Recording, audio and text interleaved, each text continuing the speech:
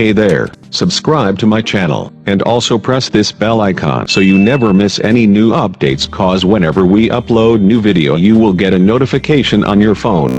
The test is in 4 parts, Part 1, Part 2, Part 3, and Part 4. Now look at Part 1. Part 1. Jack is on his way to Margaret's house party. He is phoning her for directions. First, you will have some time to look at questions 1 to 5.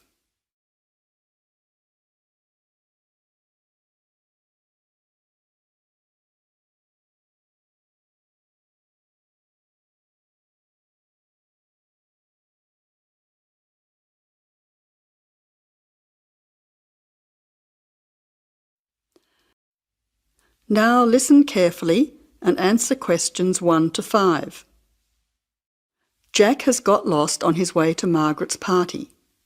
He is phoning her for directions.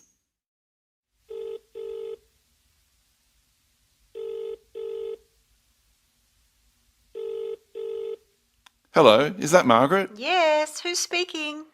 Margaret, it's Jack. I think I'm lost. I can't see a signpost and... Jack, so where are you now?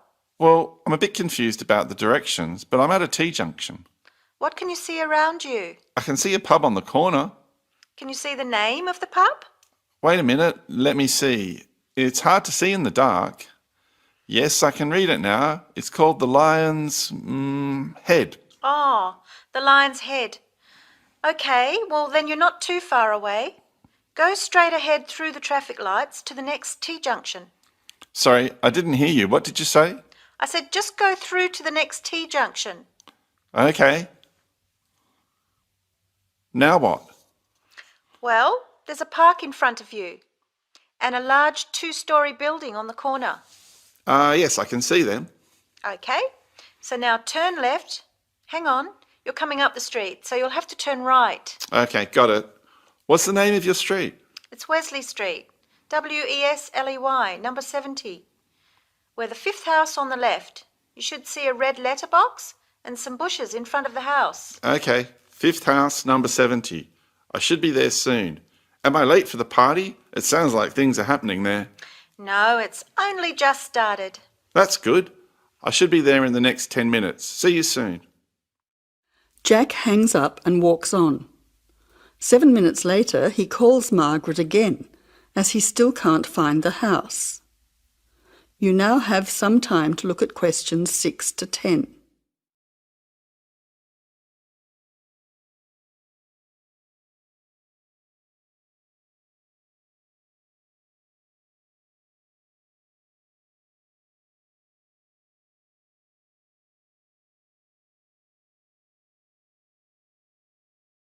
As you listen, answer questions 6 to 10.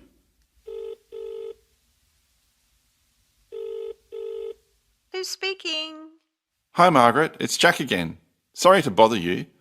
Listen, would you mind doing me a favour? Of course, what? Could you tell Mike I have got his camera? I've tried to send him a text message, but it's not going through. Oh, he's not here yet. Oh dear, he said he'd be there early. He might be lost too. Okay, I'll call him. What's his number? 0482 563379. Oh, so that's 0485.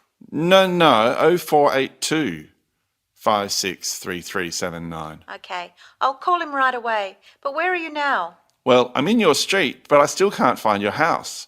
I can't see the numbers very clearly, or a red letterbox. It's pretty dark. I thought you said it was easy to find. Oh, okay, wait there. I'll come outside and get you. All right then, and don't worry about calling Mike. I'll try to call him now. Hang on, there's someone coming down the street. It looks like Mike.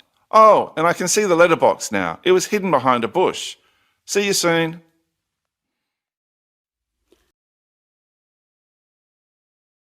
That is the end of Part 1. You now have half a minute to check your answers.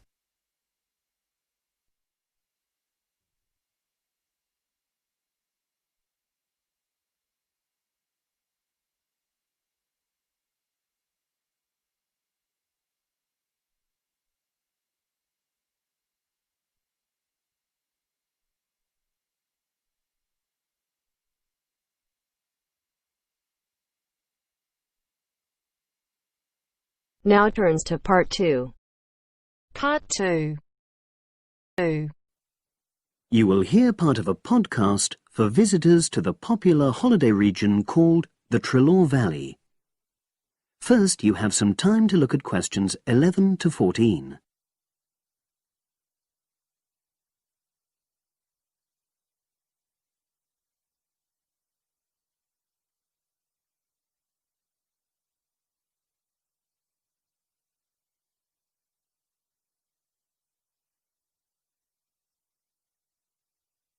Now listen and answer questions 11 to 14. The valley and estuary of the River Trelaw forms an unspoilt, beautiful landscape, rich in both wildlife and sites of historic interest. There are many ways to explore the area, and public transport links are good. It is possible to leave your car behind and travel by boat, train, or bus, with just short walks in between stops. The Trelaw Valley Passenger Ferry runs between villages along the river estuary and provides a link with a train station at Barry, which is about 10 minutes' walk from the riverside village of Calton. In the past, the river was the main form of transport in the area, and as in the past, today's ferry service operates according to nature. The river estuary is tidal, and so the ferry timetable differs from day to day, according to the times and height of the tide. The ferry is also seasonal, normally running between April and September, depending on the weather. A timetable for the whole year can be downloaded from the internet by visiting www.trelawferry.co.uk. If you just want to sit and relax and enjoy the lovely scenery, you can take a river cruise to Calton and back from the nearby city of Plymouth. In the past, steamships brought early tourists along the same route. Queen Victoria and her family enjoyed such a trip in 1856. The journey is quicker these days. The round trip takes between 4 and 5 hours, depending on tides and weather. If you prefer, you can travel upriver by boat and return to Plymouth by train. All cruise boats and trains have wheelchair access. For more information and for departure times, ring Plymouth Boat Cruises on 017-528-23104. Trains run several times a day throughout the year between Calton and Plymouth, with various stops in between. They are used by both local commuters and tourists who want to enjoy the beautiful scenery. The highlight of the journey is crossing the river on the stunning viaduct, which was built at the beginning of the 20th century and towers 120 feet over the water. It is unnecessary to book, and tickets can be bought on the train. For information about fares and timetables, contact National Rail Enquiries by phone or online. The bus service in the Trelaw Valley now connects all train stations and villages in the area. Especially for holidaymakers, there's a Rover ticket which can be used at weekends and on national holidays and allows unlimited journeys on those days. The Rover ticket provides great value for money and is now even cheaper than it was last year. An adult ticket costs £5.50 a day. Senior citizens can travel for £4.50, and a family ticket for up to 5 people costs just £12. Tickets can be bought on the bus. Now you have some time to look at questions 15 to 20.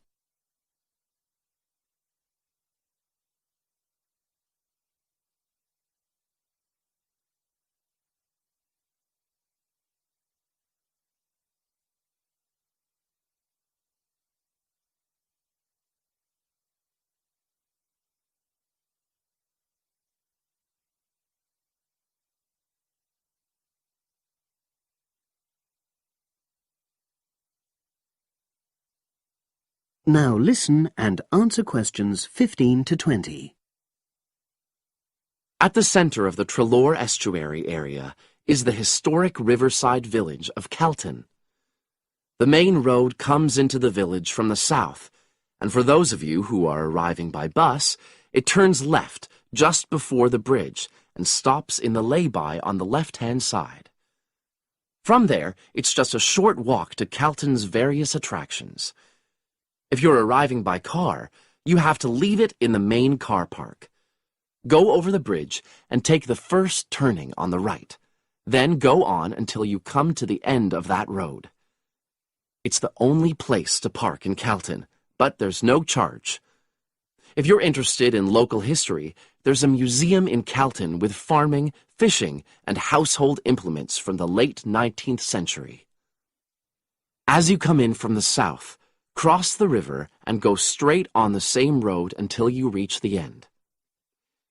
Also, on the subject of history, you can go and see the old mill, which has recently been renovated and put back into use. Turn left before you come to the bridge. Then go straight on and then take the first turning on the right. This leads straight there. If you're interested in arts and crafts, there's a potter's studio where you can watch the artist at work. After crossing the bridge, turn left and it's the second building on the left. Finally, when you feel in need of refreshments, there's a cafe opposite the old boathouse and a picnic area near the mill.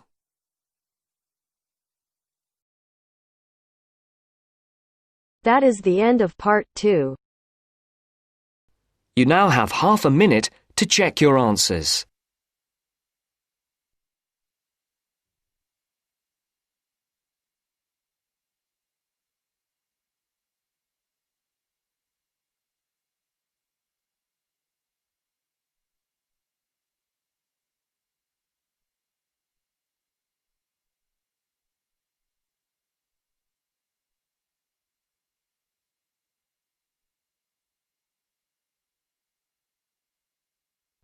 Now turns to part 3. Part 3. You will hear a discussion between 3 students, David, Joseph, and Carrie. In the first part of the discussion, they will be talking about lounges in different school buildings on campus. First look at questions 21 to 24.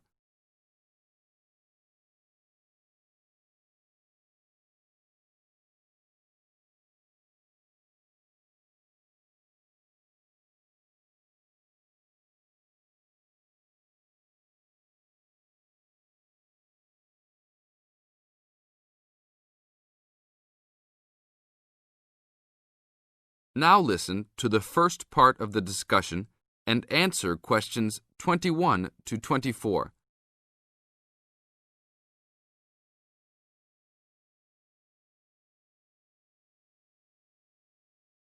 Hey, Joseph. Long time no see. How's it going?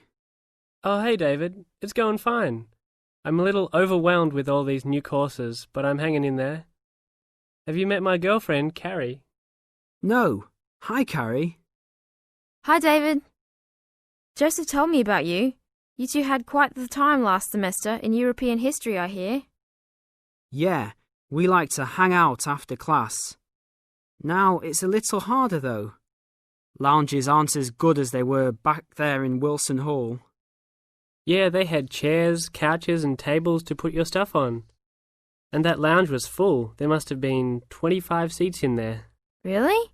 The lounge in Jones Hall, where I have my communications course, only has about 10 chairs. It's awful. We all just stand around or leave. I wish we could hang out more. Well, Agriculture Hall is next door. Their lounge is on the first floor, and it has couches. I think there are about 6 of them, and they're comfortable and hardly used at all. That's not a good idea. Thanks. But don't go to lounge at Skidmore Hall. I don't even know why they call it a lounge. It's just 4 chairs in the corner of the main walkway. In the second part of the discussion, David, Joseph, and Carrie continue talking about conducting a survey. Before you hear the rest of the talk, you have some time to look at questions 25 to 30.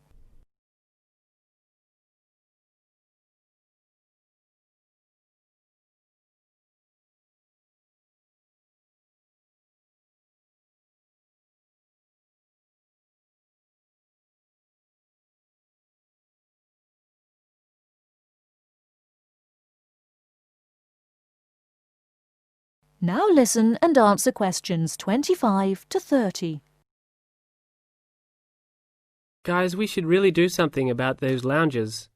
I mean, couldn't we gather signatures and try to get the university to improve some of the facilities? Yeah, that's a great idea. But we can't just say something random like, oh, you need to make the buildings nicer. We should come up with some kind of ranking system and have students rank buildings, how beautiful they are, how nice they are, etc. Well, if we were ranking on a scale of 1 to 3, you all know that I would rank Skidmore Hall a 1. Like I just said, that place is awful. No facilities. The bathrooms are way down in the basement. You're right. But they do have a nice balcony on the 3rd floor. That might increase its value. But you shouldn't rank the architecture. You should rank how nice the building is for students to hang out in. Oh, okay, then I agree with you. So should we do this? I think it's a great idea. But let's try it ourselves on a couple buildings so that we can work out any bugs in it. I think Wilson Hall is the best. Sure, but we've already begun. We will give a building 1 point if it has poor facilities, not enough chairs and no vending machines, that kind of thing. And give a building 2 points if it is okay or acceptable. We can rank buildings that we really like as having 3 points. So like Joseph said, I think Wilson Hall is the best. It should have 3 points for sure. And Skidmore has a 1. Now what other buildings should we rank? How about Merris Hall? No, they're not done with that one yet. But it looks like that will be a good place to hang out. How about Agriculture Hall? You said something about that hall a bit earlier. Oh yeah, they have that lounge with couches that no one uses. But that might indicate that people don't hang out there for other reasons. They don't have any drink machines. That's why I never go there. Oh, well, then I think it's an average building. Let's give it the middle ranking. I agree. It could be improved slightly, but it's got a couple of nice features. I like that lounge in that 3rd floor, for example, but the stairs are too short. I always trip when I'm walking up them. This ranking is getting complex. Okay, one building we haven't talked about is Calton Hall. What do you guys think of Calton?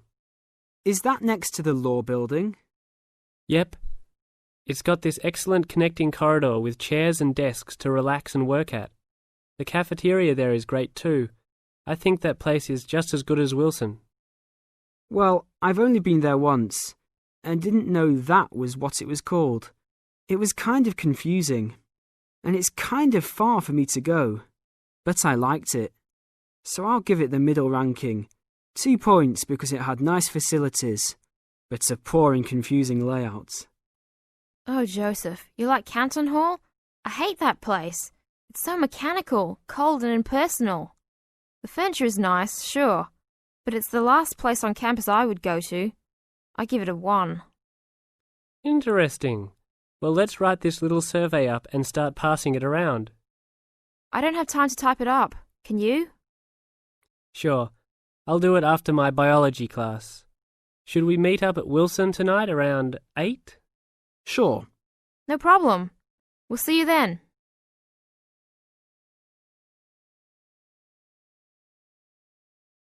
That is the end of part 3. You now have half a minute to check your answers.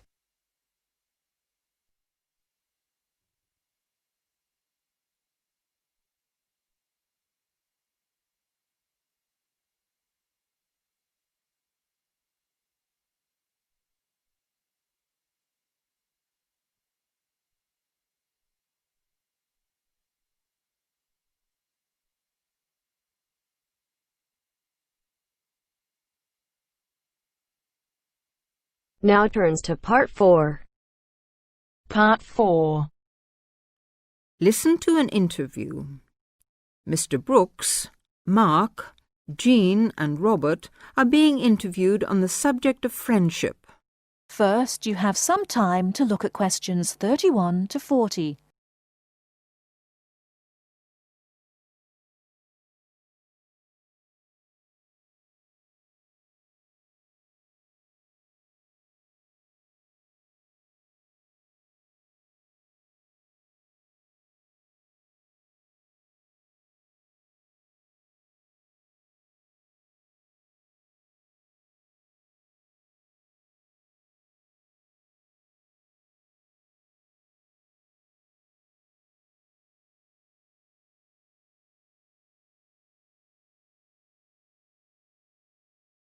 Now, listen carefully and answer questions 31 to 40. I consider friendship to be one of the most important things in life, whatever your status, married or single. I see too many lonely people around. A lot of us get so involved with material values, family problems, keeping up with the Joneses, etc., that we forget the real meaning of friendship. Which is what, according to you? They say a friend in need is a friend indeed, which is partly true. But a real friend should also be able to share your happy moments without feeling jealous. A good friendship is one where you can accept and forgive him, understand mood, and don't feel hurt if a friend doesn't feel like seeing you. Of course, honesty is an essential part of any relationship. We should learn to accept our friends for what they are. As a married man, do you find your friendship is only with other men? Of course not. Both my wife and I have men and women friends, thank goodness.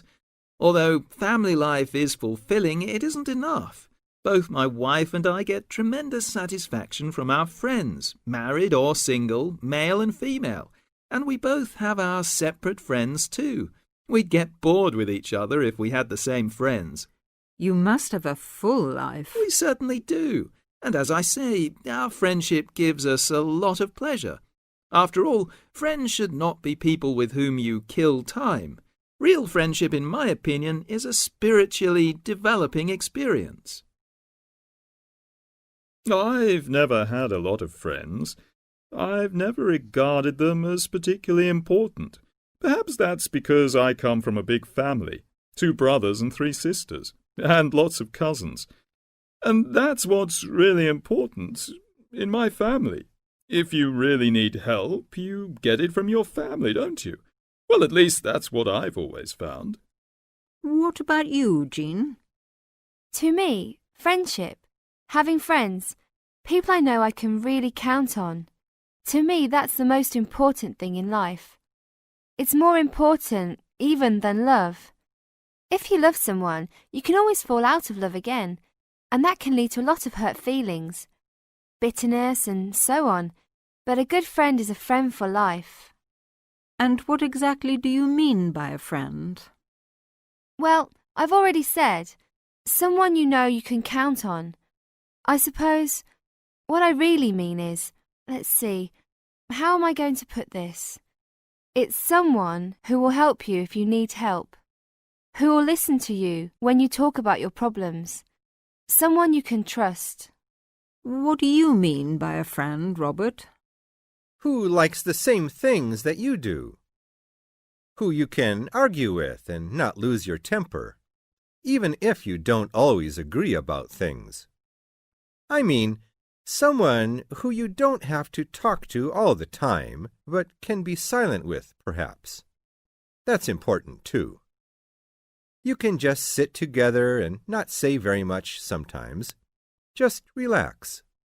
I don't like people who talk all the time. Are you very good at keeping in touch with your friends if you don't see them regularly? No, not always. I've lived in lots of places, and, to be honest, once I move away, I often do drift out of touch with my friends. And I'm not a very good letter writer either. Never have been. But I know that if I saw those friends again, If I ever moved back to the same place, or for some other reasons, we got back into close contact again, I'm sure the friendship would be just as strong as it was before. 7 of my friends have moved away, got married, things like that. One of my friends has had a baby recently, and I'll admit I don't see or hear from her as much as I used to. She lives in another neighbourhood, and when I phone her, she always seems busy. But that's an exception. I write a lot of letters to my friends, and get a lot of letters from them. I have a friend I went to school with, and 10 years ago she emigrated to Canada. But she still writes to me every month, and I write to her just as often. That is the end of part 4. You now have half a minute to check your answers.